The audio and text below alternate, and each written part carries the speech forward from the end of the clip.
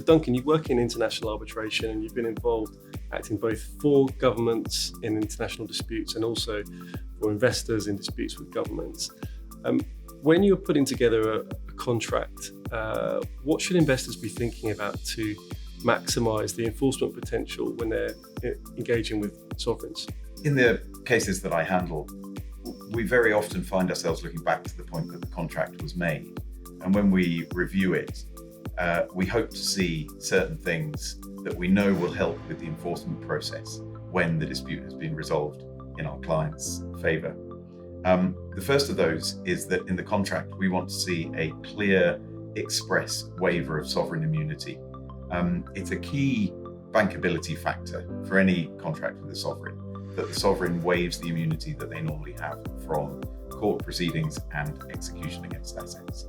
And it's crucial to do that separately and explicitly so that any court that the sovereign is brought before can see without any doubt that the state can be sued and its assets can be enforced against. If you don't have that, there are ways around it, but they involve time and cost to establish that it's acceptable to sue the sovereign and enforce against its assets. The second thing that you would want to see is a well-crafted arbitration agreement. Sovereigns can be sued in courts, of course. Sometimes agreements will provide for court jurisdiction, but arbitration has a number of advantages. In particular, when the enforcement stage is reached, enforcement of arbitration awards is much easier internationally, it's quicker, and it's available before almost any international court, so that when you get to the enforcement stage, you can pick your destination. You can choose the jurisdiction where you're enforcing by reference to the location of assets that the state has and where you can get your hands on. The third element, which is crucial for contracts with a view to enforcement, is that when making the contract, you consider whether there are beneficial available investment treaties that the state in question is a party to. And you can take advantage of those in a number of ways. One is to ensure perhaps that the vehicle company through which you're making the contract is incorporated in a jurisdiction that has investment treaty agreements with the state. The second is to look, when choosing a jurisdiction, look at the treaty protections, ensure that arbitration is available.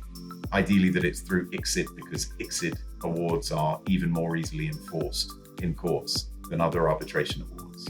And look at whether it's a stable and safe jurisdiction, so that if you need to enforce in the courts of that country, you can expect the courts to be efficient and favourable to enforcement of your award. So let's assume you've got your arbitral award, everyone's feeling very happy.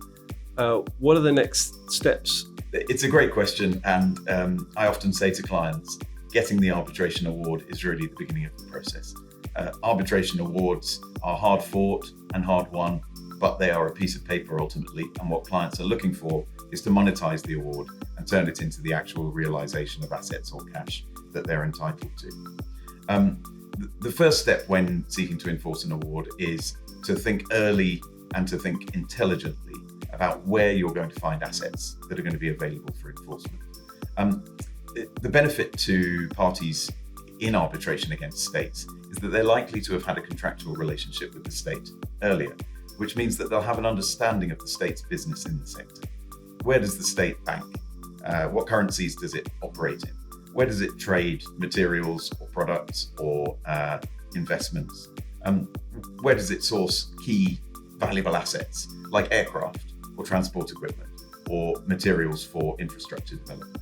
All of those questions can be looked at an early stage, even when the contract is still going on, before the arbitration happens, so that when you get your award, you're primed and ready to go after those assets and to seek them quickly and efficiently and forearmed with knowledge. The next stage in the process is to consider whether there are assets that you can seek to seize before notifying the state of your intention to go after them. Good examples of those kind of assets are aircraft, money in bank accounts which is being used for commercial purposes, commodities which are in transit, so that gives you an opportunity to look to their destination port and seek an order from a court that they can be seized when they arrive. States have a number of commercial assets that move around the world, and that gives you an opportunity to target and seek to enforce against those assets before you give notice to the state. And most jurisdictions, particularly England, have provisions in the court rules that allow you to seek to enforce against an asset before notice is given. And, for example, the aircraft can be moved, the product can be diverted, or the state can move the assets out of the bank account. The last tip I would give for enforcement is don't feel too constrained about which jurisdictions you look to. The tendency is to think, can we enforce in London? Can we enforce in New York? Can we enforce in Luxembourg? There are interesting jurisdictions, particularly when dealing with emerging market states, African states, for example, where there may well be assets. And one I always point to consider is China. A lot of states now are dealing with China, have bank accounts in China and are buying and selling with China. A firm like Norton Fulbright has a full capability in China, and we can support enforcement in the Chinese courts. It's a place where sometimes investors can be a bit nervous to go, but with the right support, there's a real possibility of enforcing against assets in China or other jurisdictions where perhaps one wouldn't immediately think of going.